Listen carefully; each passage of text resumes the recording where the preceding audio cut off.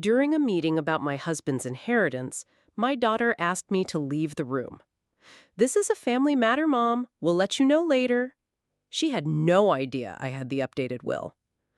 Clara's words cut through me like a knife as she stood in the doorway of Edward's study, blocking my entry. My own daughter looking at me as if I were an intruder in the home I had shared with my husband for 45 years. "But I am family," I said, my voice barely audible.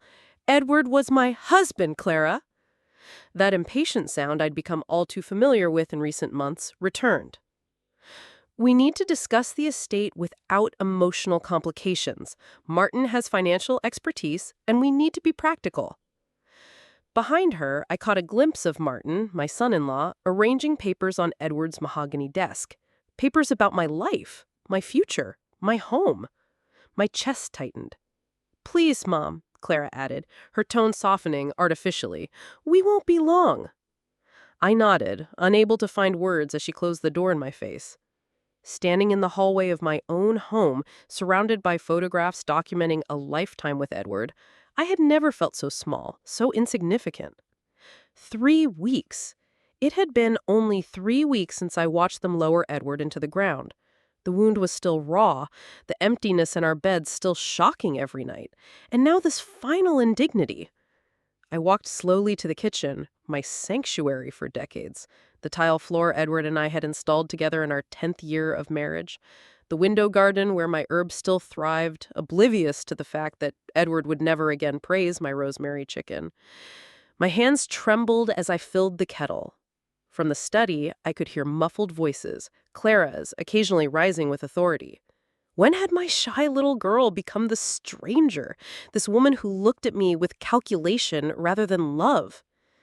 As the water boiled, a memory surfaced. Edward, 6 months ago, sitting in this very kitchen, his face already gaunt from the cancer, but his eyes still sharp, still kind. "Helen," he had said, taking my hand across the table, "I've updated my will." "Edward, please," I had protested. "I can't talk about this." "You have to," he insisted gently. "Clara has changed. I've seen it too." I had tried to defend her, as mothers do. "She's just worried about you, about us." Edward shook his head. "It's more than that. Promise me you'll be ready. Promise me you'll be strong when the time comes." I had promised, not understanding then what he meant. Now, alone in the kitchen, hearing my daughter and her husband planning my future without me, the weight of his warnings settled fully on my shoulders. The kettle whistled, startling me back to the present. I poured the water over a tea bag, watching the color bleed out, and thought about the safe deposit box key Edward had pressed into my palm 2 weeks before he died. "Only after I'm gone," he had whispered, "when you see who they really are." I hadn't gone yet. It felt too final, too much like accepting he was truly gone. But tomorrow, I decided, tomorrow I would see what Edward had left for me. My tea grew cold as I waited. Finally, the study door opened and Clara emerged, with Martin close behind. Her face was flushed with triumph, his with satisfaction. "All done, Mom," she announced brightly. "We've worked out a plan that will take care of everything." "Everything?" I echoed. "The house, the accounts, your care going forward," Martin explained with professional detachment. "You don't need to worry about a thing." "Clara," I said, looking directly at my daughter, "Edward and I made decisions together about our estate. Shouldn't I be part of this conversation?" Her smile tightened. "Dad left us in charge of managing things, Mom. The paperwork is clear." She placed her hand on my shoulder, a gesture that felt more proprietary than comforting. "You're still grieving. We don't want to burden you with details." I looked at her hand, then at her face. This woman who had once been my tiny daughter, who I had nursed through fevers and heartbreaks, now patting me like a child who couldn't be trusted with adult matters. "I see," I said quietly, though I was beginning to see far more than she realized. "We'll handle everything," she repeated, squeezing my shoulder. "Trust me, Mom. It's what Dad would have wanted." But as I watched them meave with copies of documents I hadn't been allowed to see, I remembered Edward's face in those final days, his concern, his foresight, his quiet determination as he updated his will without Clara's knowledge. Be ready, he had told me. And finally, I understood what he meant. Tomorrow, I would open that safe deposit box. Tomorrow, I would see what Edward had really wanted. The bank manager led me to the private room where I could examine the contents of Edward's safe deposit box. My hands trembled as I inserted the key, wondering what final messages my husband had left for me. Inside the metal box lay a thick manila envelope with my name written in Edward's distinct handwriting. I opened it carefully, as if preserving the last touch of his fingers against the paper. The first document was his updated will, notarized 6 months ago. As I read through the legal language, my breath caught. Edward had left everything to me, the house, his investments, all of it. There was a provision for Clara, but it wasn't what she had led me to believe. She told me I'd only get a small monthly allowance, I whispered to the empty room. Behind the will was a letter and a USB drive labeled, "Watch this first." But what truly made my blood run cold was the third item, a folder containing bank statements, loan applications, and power of attorney documents, all with my signature. Signatures I had never written. I stared at the forged documents, my mind racing. Had Clara been planning this for years? My own daughter. I needed to get home and see what was on that USB drive. When I arrived, the house was mercifully empty. Clara had mentioned something about meeting with the realtor, a comment that now took on new meaning. I plugged the USB drive into Edward's computer and found a single video file. Edward's face filled the screen, thinner than I remembered, but with that familiar, determined set to his jaw. "Helen, my love," he began, his voice bringing fresh tears to my eyes. "If you're watching this, then you've seen the will and the documents. I'm sorry to leave this burden to you, but you need to know the truth." He explained how he discovered Clara and Martin's plans nearly a year ago, how they had been systematically positioning themselves to take control of our assets after his death, how they discussed putting me in assisted living, not because I needed it, but because it would give them free reign over the house and our savings. I confronted Clara, Edward continued, his eyes sad. She denied everything, claimed she was just trying to help organize our finances, but I found the loan applications with your forged signature. They've borrowed nearly $200,000 in your name, Helen. I gasped, remembering Clara's new car, the vacation home renovations, expenses that had seemed excessive even on Martin's salary. "I changed my will immediately," Edward said. "Everything goes to you, with specific provisions to protect you from them. The new will is filed with Samuel Brooks. He's expecting your call." The video continued, Edward detailing everything he discovered and the steps he'd taken to protect me. When it ended, I sat frozen, staring at his frozen image on the screen, the final frame of the last message he would ever send me. The front door opened, startling me from my shocked trance. I quickly ejected the USB drive and slipped it into my pocket. "Mom, you home?" Clara called out. I closed the computer and took a deep breath before answering. "In the study, dear." She appeared in the doorway, her smile faltering when she saw me at Edward's desk. "What are you doing in here?" "Just remembering," I said, surprised at how steady my voice sounded. Edward spent so much time in this room. Clara's expression softened with practiced sympathy. "I know you miss him, but we need to start thinking about practical matters." She perched on the edge of the desk. "Actually, I'm glad I caught you. Martin and I were talking, and we think it might be time to consider selling the house." "Selling?" I echoed, though after watching Edward's video, I wasn't surprised. "It's so big for just you, Mom. The maintenance, the stairs. We're concerned about you living here alone." "Where would I go?" I asked, testing her. The answer came too quickly, too rehearsed. "There's a lovely retirement community near us. We've already looked into it. You'd have your own apartment, activities, people your age." Her hand covered mine in a gesture that once had seemed loving, but now felt calculating. "It would be so much better than rattling around this big house by yourself." I studied my daughter's face, searching for traces of the little girl who once climbed into my lap for comfort, who drew me pictures signed with wobbly hearts. When had she changed? When had money and possessions become more important than my happiness? I'm not ready to leave my home, I said simply. Clara's smile tightened. Mom, we're not asking you to decide today, but the market is excellent right now, and Dad would want us to be practical. She stood, smoothing her expensive dress. Martin is meeting with our financial advisor tomorrow. We should discuss your monthly expenses, make sure everything transitions smoothly. Transitions? I repeated. From Dad's management to ours, she clarified, as if explaining to a child. Don't worry, we'll make sure you're taken care of. After she left, I sat in Edward's chair, running my fingers over the worn leather armrests. The evidence in my purse felt heavy, damning. My own daughter had been systematically preparing to take everything from me, using my grief as a weapon, treating me as an inconvenience to be managed rather than a person to be loved. I reached for the phone and dialed the number Edward had left for Samuel Brooks, his attorney. As it rang, I glanced at the family photo on the desk.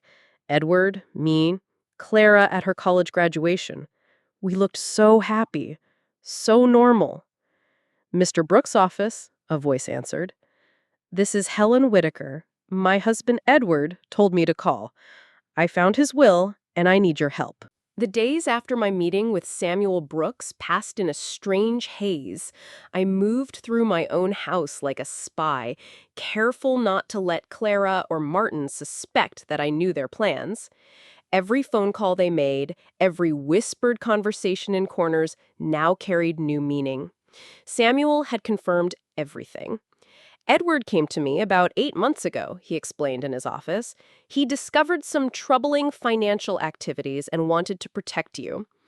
Today was the day Clara had set for what she called the family meeting to discuss my future. I watched from the kitchen window as her sleek car pulled into the driveway, followed by Martin's SUV. Not just Martin this time. Their friend Gregory was with them, an investment advisor who'd always looked at me with thinly veiled impatience when I asked questions about finances. Mom, Clara called, letting herself in with the key she had copied without asking me. We're here! I smoothed down my cardigan and touched the USB drive in my pocket for reassurance. In the kitchen, dear. They filed in, Clara leading with forced brightness, Martin checking his expensive watch, Gregory carrying a leather portfolio. The kitchen suddenly felt smaller, invaded. Let's move to the dining room, Clara suggested. We have a lot to go over. I followed them, noting how comfortable they were directing things in my home. Clara had already spread papers across the table before I even sat down. Mom, she began, her voice shifting into what I now recognized as her patronizing tone. We've worked everything out.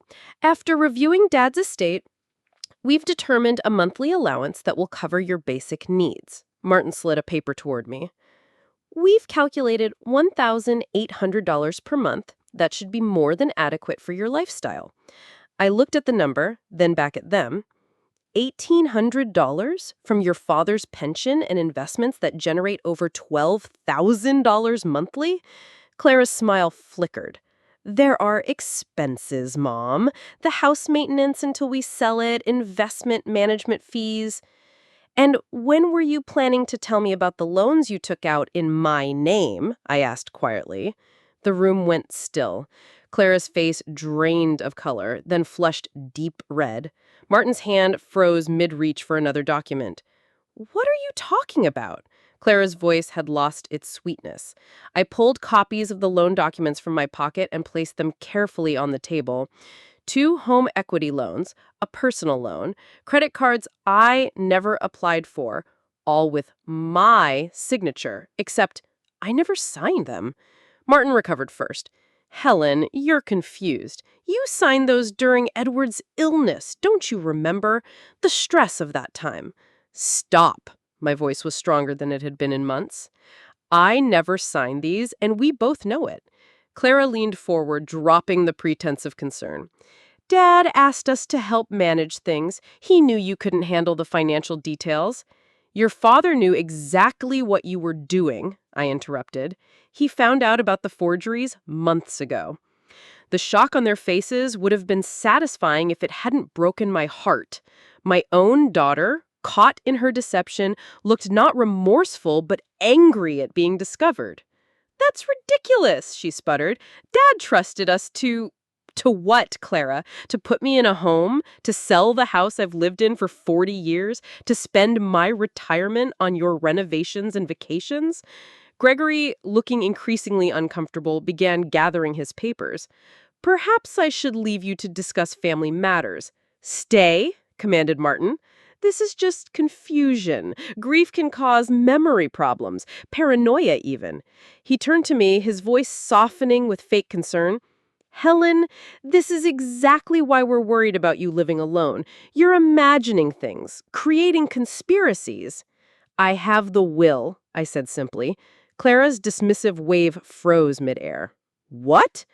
"Edward's actual will, not whatever document you've been pretending exists." I turned to Gregory. "Did they tell you they had power of attorney, that Edward left everything in their control?" Gregory shifted uncomfortably, looking between us. "That was my understanding, yes." "They lied." I pulled out a copy of the will Samuel had given me. Edward left everything to me. Every account, property, and investment. Martin snatched the document, scanning it frantically. Clara appeared over his shoulder, her face contorting as she read. "This can't be real. Dad would never." I said, "He did, after he discovered what you were doing." Clara's shock transformed into something ugly. "You turned him against me after everything we've done for you." "Done for me?" I repeated incredulously. "You stole from me. You were planning to sell my home and put me in a facility." "You can't take care of yourself," Clara shouted, mask fully dropped now. "Look at you. You're old, you're forgetful, you need supervision." Her words struck like physical blows, but I refused to flinch. "I'm grieving, not incompetent. There's a difference." Martin, always the strategist, placed a restraining hand on Clara's arm. "There must be some misunderstanding. Let's all calm down." "The only misunderstanding," I said, standing up, "is that you thought I would quietly let you take everything Edward and I built together." "You'll regret this," Clara hissed, her beautiful face twisted with rage. "You think you can manage without us? You'll be calling us for help within a month." I looked at my daughter, this stranger wearing familiar features, and felt a profound sadness wash over me. "The only thing I regret is that your father had to discover what you'd become before he died. It broke his heart." Clara grabbed her purse, knocking over a chair as she stood. "This isn't over. That will can be contested. Your mental capacity can be questioned." I met her gaze steadily. "Try it. Samuel has the medical evaluations Edward insisted on getting before he changed the will. And he has evidence of your forgeries." The blood drained from Martin's face. "Forgery is a criminal offense." For the first time, I saw fear in their eyes. 3 days after the confrontation, my house felt both emptier and more peaceful. Clara and Martin had stormed out, threats hanging in the air between us. In the aftermath, I changed the locks and asked Samuel to handle any further communication with them. "You need to see something else," Samuel said when I met him at his office that morning. Edward was thorough, more thorough than even I realized. He slid a thick folder across his desk. Inside were photographs, bank statements, and transcripts of recorded conversations, all meticulously organized in Edward's careful handwriting. "He hired a private investigator?" I asked, astonished, as I flipped through images of Clara and Martin meeting with realtors at coffee shops, touring retirement facilities, and once, most disturbingly, standing in our bedroom taking inventory while I was at a doctor's appointment. Samuel nodded. "About 7 months ago. He suspected something was wrong when Clara started asking detailed questions about your finances, especially after she insisted on being added to your accounts just in case. I studied a photograph of them laughing over lunch with a woman I didn't recognize. The date stamp showed it was taken while Edward was in the hospital during one of his treatments, a day Clara had told us she couldn't visit because she was swamped at work. "Who's this woman?" I asked. Samuel's expression turned grave. Linda Harmon. She's a geriatric care evaluator who specializes in competency assessments for the elderly. The implication hit me with physical force. They were building a case against me, I whispered, to have me declared incompetent. Edward thought so. That's why he insisted on getting his own neurological evaluation and mental competency assessment before changing the will. He wanted to make sure they couldn't claim he wasn't of sound mind when he made the changes. I closed the folder, unable to look at more evidence of my daughter's betrayal. Why didn't he confront them directly, show them he knew? Franklin leaned back in his chair. He was protecting you. Edward knew that if they realized he discovered their plans, they might accelerate their timeline or try something more desperate. He wanted everything legally secured before they knew he was onto them. On my way home, I stopped at the cemetery. Edward's grave was still fresh.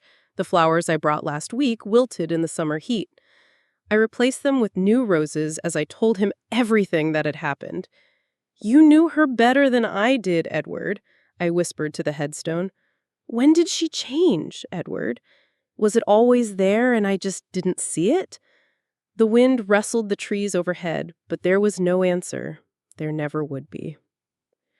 Back home, I found an unexpected visitor waiting on my porch. Franklin, Edward's best friend of 30 years and the godfather we'd chosen for Clara when she was born. "Helen," he said, standing as I approached. "I heard what happened. I would have come sooner, but I've been out of the country." I invited him in, grateful for the familiar presence of someone who had known us, the real us, for so long. "Edward told me some of it," Franklin admitted as we sat in the kitchen with coffee. "Not everything, but enough that I wasn't surprised when Samuel called me." "You knew?" I felt a strange mixture of relief and hurt. "Why didn't you tell me?" Franklin's weathered face creased with regret. "Edward asked me not to.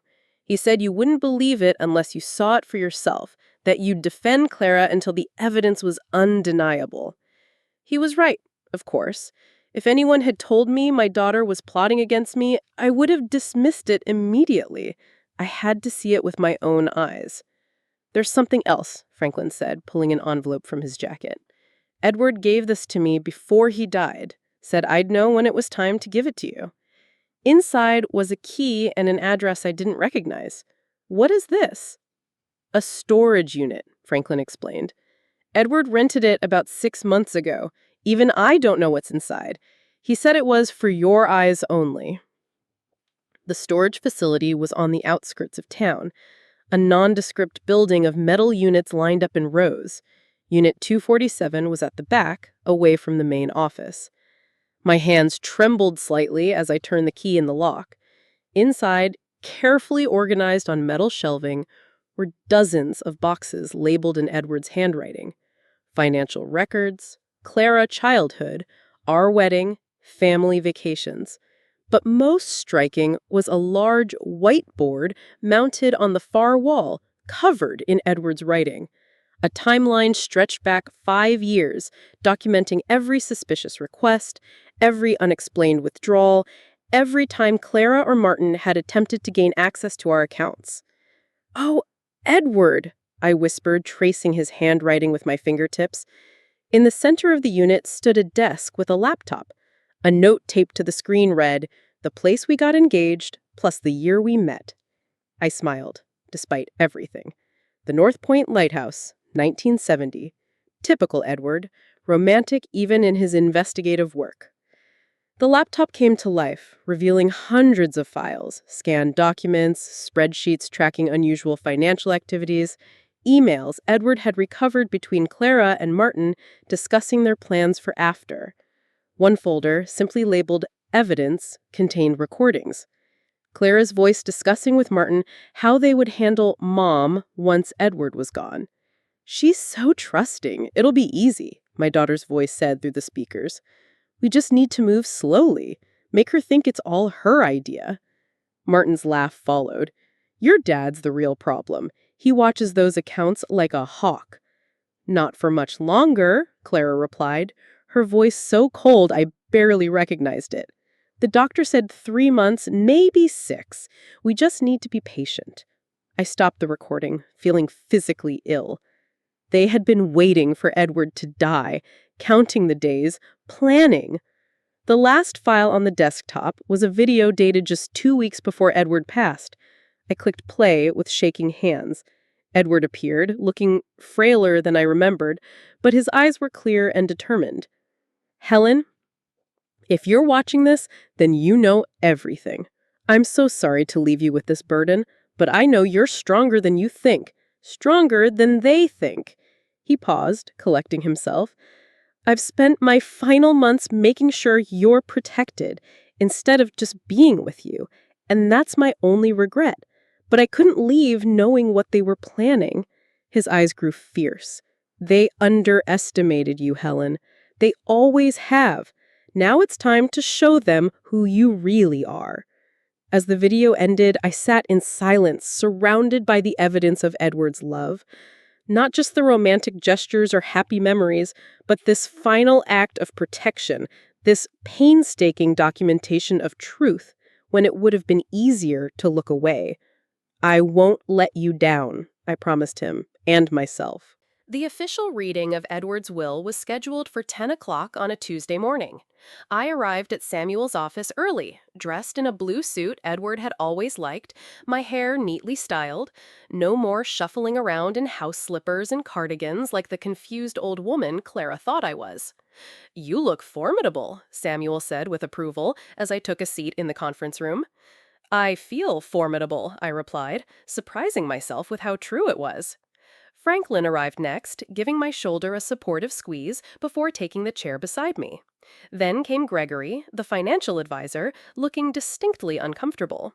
At precisely 9:58, Clara and Martin swept in. Clara had dressed the part of the grieving daughter in tasteful black, but her eyes flashed with cold determination. Martin nodded stiffly in my direction, his expression calculating. "Mom," Clara said, her voice honey again, "you're looking better." I simply smiled in response, watching her falter slightly at my lack of reaction. Martin leaned toward Clara, whispering something that made her straighten her spine and square her shoulders. They thought they still had cards to play. Let them think that. Samuel cleared his throat as the clock struck 10. "Thank you all for coming. We're here for the official reading of Edward Whittaker's last will and testament." He began with the formal legal language, and I watched Clara and Martin closely. They were tense but confident, occasionally exchanging glances. They had a plan, that much was clear. "Before we proceed to the distribution of assets," Samuel continued, "Mr. Whittaker included a letter to be read at this time." He removed an envelope from the file, breaking the seal. He specified that this letter must be read in its entirety before continuing. Clara shifted impatiently. "Is this really necessary? We're all familiar with Dad's sentiments." Samuel ignored her, beginning to read. "To my family. If you're hearing this, I have passed on, but my love and concern remain. Throughout my life, I've valued honesty, integrity, and family loyalty above all else. These aren't just words to me, they're principles I've tried to live by. Recently, I've had cause to reflect on these values and how they've been honored, or dishonored, within our family. I've made discoveries that have brought me great pain. Discoveries about plans made behind my back, about deception and betrayal from those I trusted most." Clara's face drained of color. Martin grabbed her hand under the table. Samuel continued reading, his voice steady. "I've documented evidence of financial exploitation, forged signatures, and a coordinated effort to control my estate and to isolate and institutionalize my beloved wife Helen after my death." "This is ridiculous," Clara interrupted, her voice shrill. "Dad was confused at the end. The medications." "Ms. Whittaker," Samuel said firmly, "I'm required to read this in full." Edward's letter went on, detailing the evidence he'd collected. The secret meetings, the forged documents, the retirement facility tours taken while I was at doctor's appointments. With each revelation, Clara seemed to shrink smaller, her confident facade crumbling. Therefore, Samuel read, reaching the final paragraph, I have made provisions in my will to protect Helen from these machinations. I do this not out of malice, but out of love, both for my wife of 45 years, and yes, even for my daughter, who I hope will one day remember the values we tried to instill in her. Silence fell over the room when Samuel finished. Clara's hands trembled visibly. Martin stared at the table, jaw clenched. Now, Samuel said, setting the letter aside, to the will itself. What followed was exactly what I expected, having already seen the document, but watching Klinger's face as each provision was read aloud was its own kind of vindication. The house, the investments, the savings, everything was left to me, with strict provisions preventing any attempt to contest the will. Clara would receive a modest inheritance, but only after 10 years, and contingent upon her having no legal conflicts with me during that time. This is insane, Martin finally exploded. You can't possibly expect us to accept this. It doesn't matter whether you accept it, Samuel replied calmly. This is a legally binding document, witnessed and notarized, with Mr. Whitaker's mental competency well documented. Clara turned to me, tears suddenly streaming down her face. Mom, you know Dad wasn't thinking clearly. We were only trying to help, to make sure you were taken care of. The performance was impressive. A week ago, it might have worked. By forging my signature on loan documents? I asked quietly. By planning to sell my home while I was still living in it? You don't understand, she insisted. It was for your own good. You can't manage on your own. I opened my purse and removed a small recorder, one of Edward's final gifts to me. I think we all understand perfectly well. I pressed play, and Clara's voice filled the room. Once Dad's gone, we move quickly. Get her to sign over power of attorney while she's still emotional. If she resists, we start documenting every little slip-up, every forgotten appointment, until we have enough to force the issue. Martin's voice followed. And the house on the market by summer. We use Mom's money to clear our debts, then move her into Sunny Pines. They have those small studio apartments that are perfect. She won't need much space. I stopped the recording. Clara's face had gone from pale to ashen. There's more, I softly. Hours more. Edward was very thorough. You were recording us? Martin sputtered. That's illegal.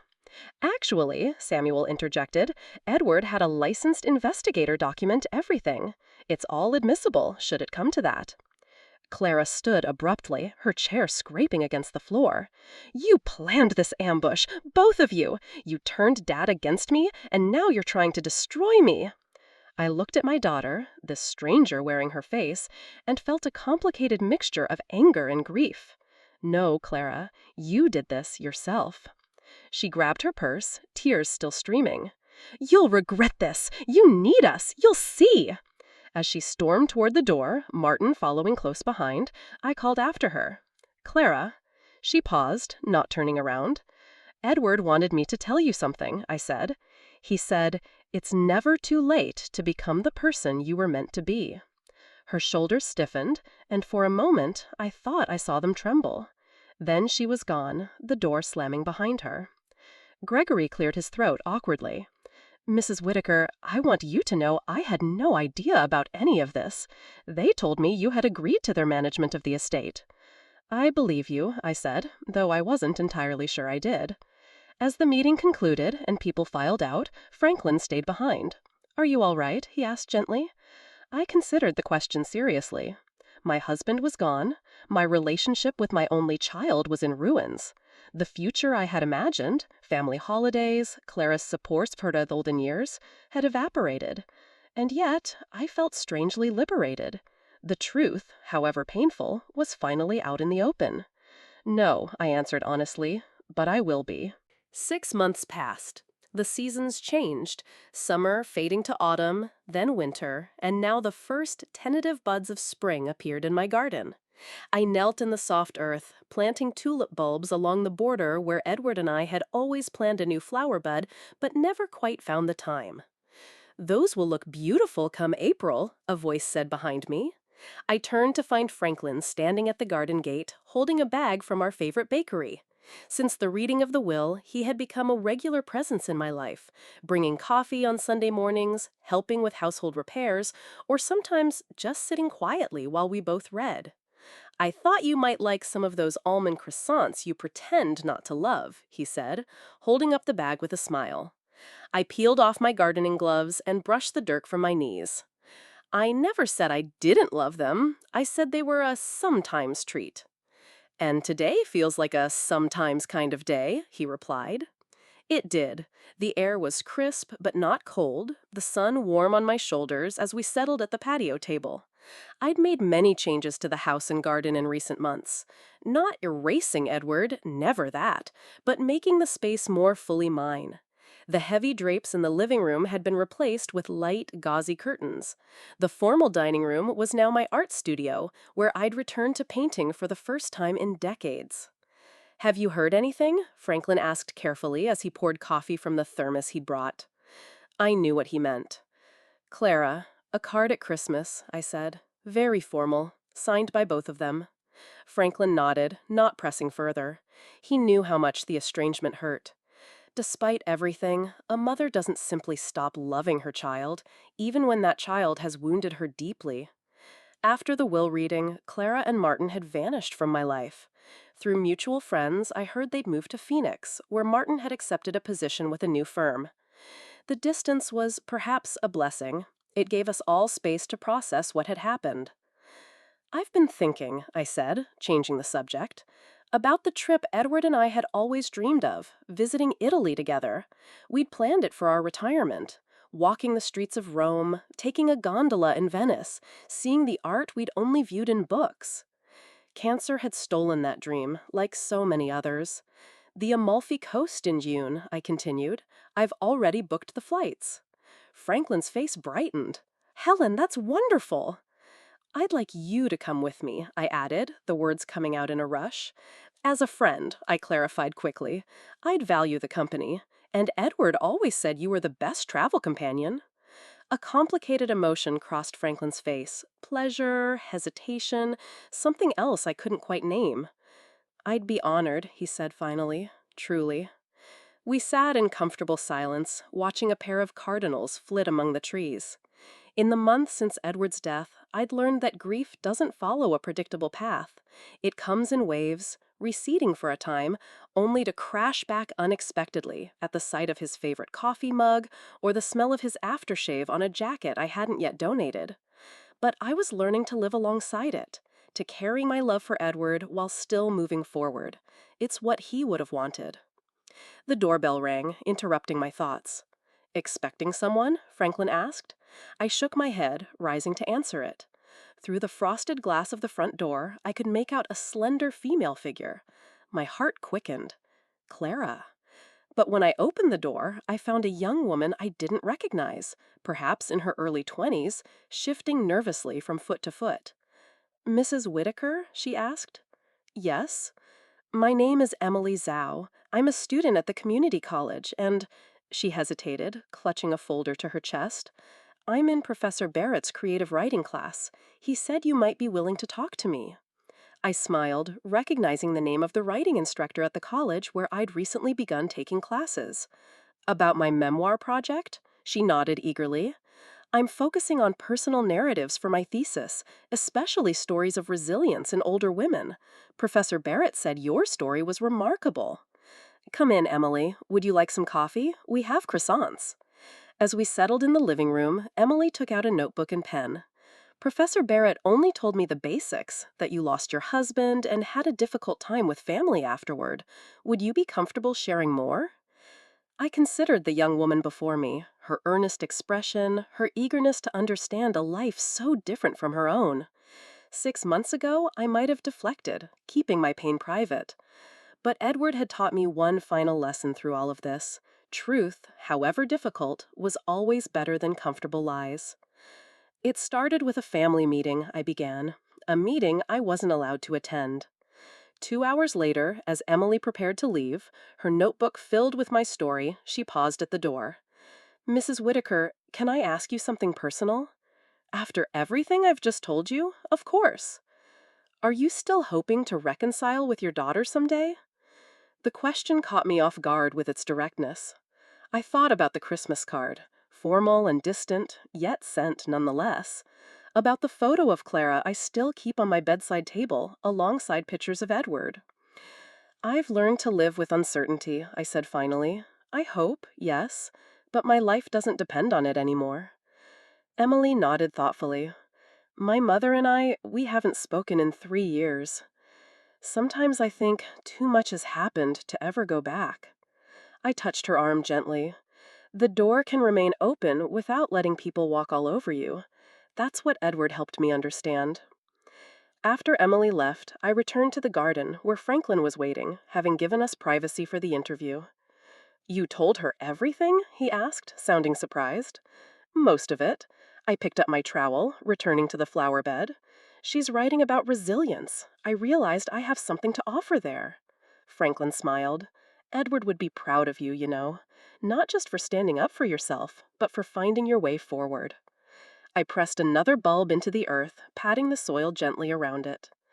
That evening, after Franklin had gone, I sat in Edward's study, my study now, and opened my laptop. The memoir I'd started in my writing class was taking shape, one difficult, honest page at a time. I titled it The Last Legacy, not for the material possessions Edward had protected for me, but for the greater gift he'd given, the truth and the chance to reclaim my life. As I wrote, an email notification appeared in the corner of my screen. The address made my heart skip. clara.whitaker@gmail.com. The message was brief. Mom, I've been doing a lot of thinking. Martin and I are separating. I've started therapy. I don't expect forgiveness, but I'd like to call you sometime, if that's okay. I sat back, emotions washing over me in waves. Hope, caution, a mother's undying love.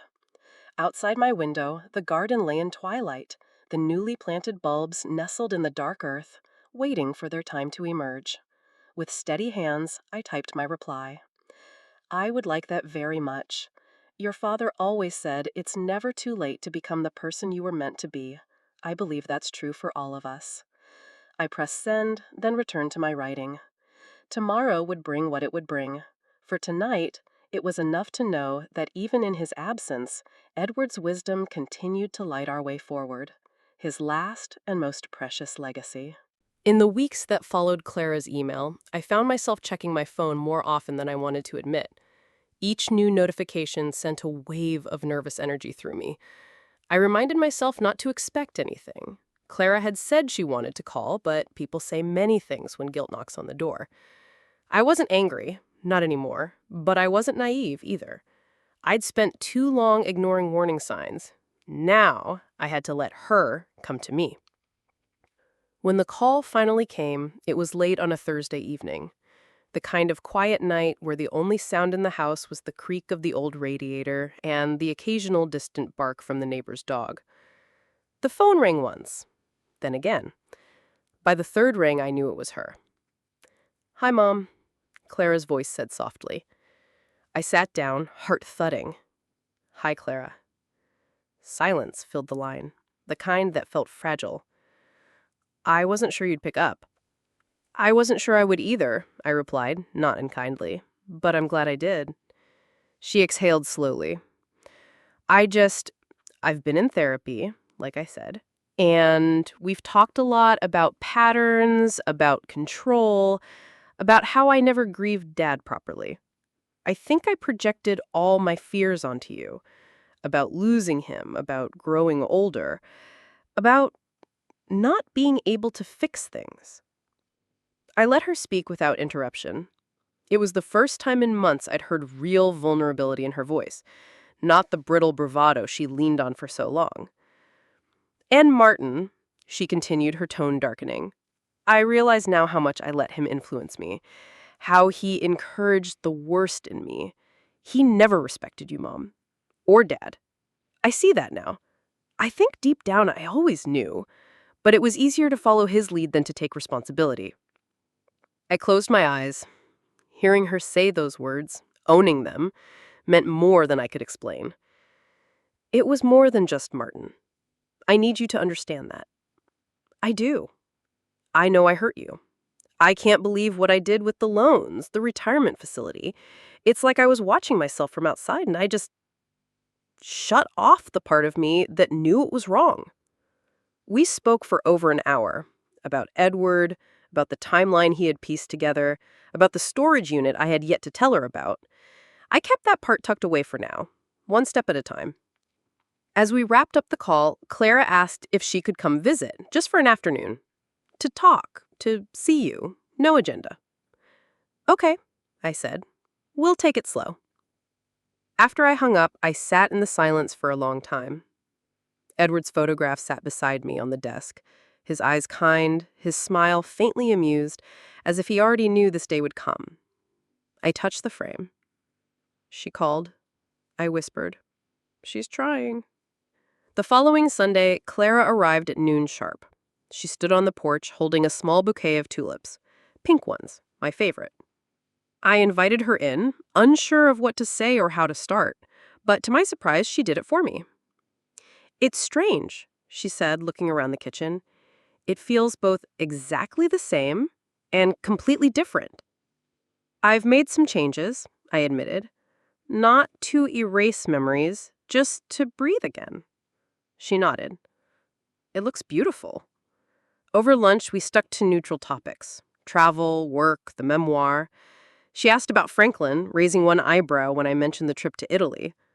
"Just friends?" she asked. "For now," I answered honestly. "He's been kind. And he knew your father well. That counts for a lot." Clara nodded. Dad would have liked Brett. After lunch, she asked if she could walk through the garden. I followed her as she paused at each flower bed, fingers brushing leaves with reverence. "You've always loved this garden. Even when you were little, you'd bring me worms you found in the dirt, like they were treasures." She laughed quietly. "I remember." We sat on the patio, and for a long time neither of us spoke. It was Clara who broke the silence. "I've read parts of your memoir." I turned to her. "You have?" "Emily sent me a copy of her thesis draft. She didn't know we were related at first. But when she found out, she thought I should see it. I cried through most of it." I wasn't sure how to respond. "You were honest," she continued. "Brutally honest. But you never painted me as evil. Just lost." "I think that was generous." "It was the truth," I said. "And I believe people can find their way back." Clara reached into her bag and pulled out an envelope. "This is from me. It's not much, but I wanted to start repaying what I took. I've spoken to a lawyer. I know I can't fix everything overnight, but I'm not going to pretend like nothing happened." I took the envelope, but I didn't open it. The gesture mattered more than the amount. "You're doing the work. That means more to me than any check." As she prepared to leave, we stood awkwardly by the door. "Can I visit again? Maybe bring dinner next time." I smiled. A real one this time. I'd like that. After she left, Franklin arrived for our usual Sunday coffee. "How did it go?" he asked.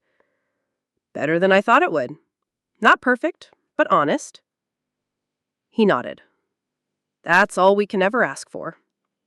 We sat in the garden, the late afternoon sun casting long shadows across the patio. Somewhere inside, my phone buzzed with a new email. Maybe it was Clara. Maybe it wasn't. But for the first time in a long while, I felt at peace with not knowing. Clara was finding her way back. I was reclaiming my life. And Edward had given us both the foundation to rebuild. Slowly, carefully, honestly. 2 months later, I received a letter from the publishing house. It was heavy in my hands, the kind of weight that carried both dread and excitement. I opened it slowly at the kitchen table, sunlight pouring through the window onto the page. The letter inside was brief, but powerful. "We are honored to offer you a publishing deal for your memoir. Working title, The Garden Gate, A Widow's Awakening. We believe your story will resonate with readers across generations."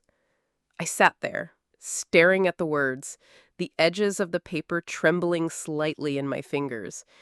It wasn't just a book.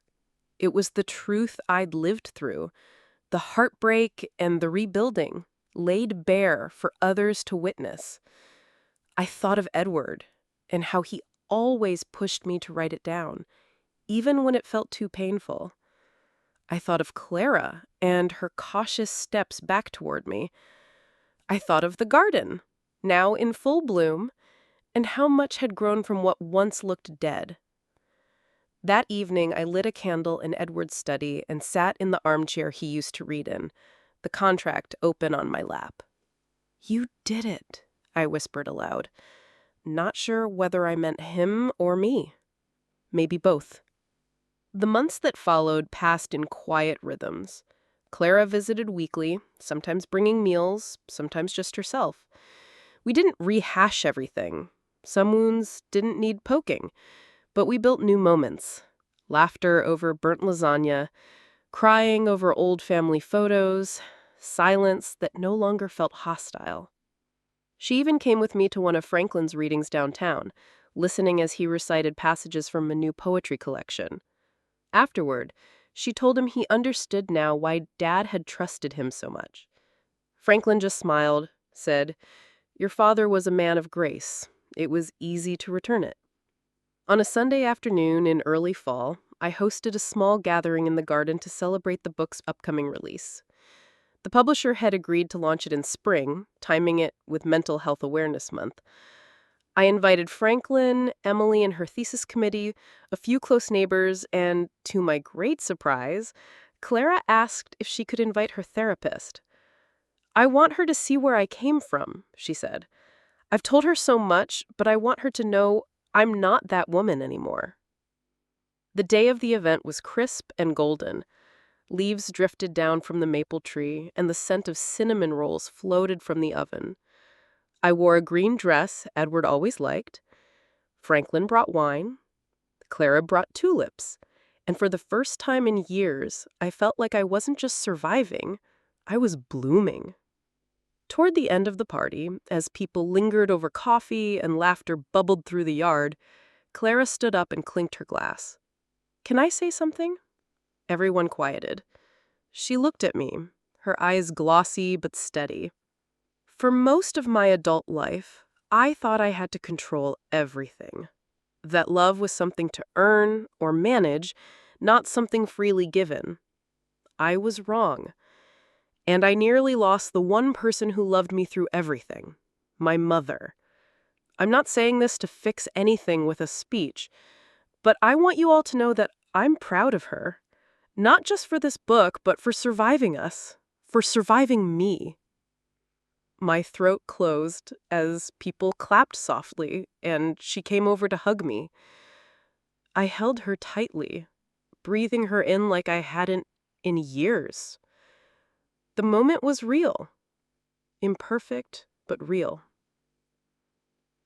That night, after the guests left and the house was still, I walked to the garden and stood by the gate. The stars were bright above me, and the air was cool against my face. I thought of everything. The betrayal, the heartbreak, the loneliness, but also the strength, the clarity, and the grace I'd found on the other side. I wasn't just Helen Whitaker, widow.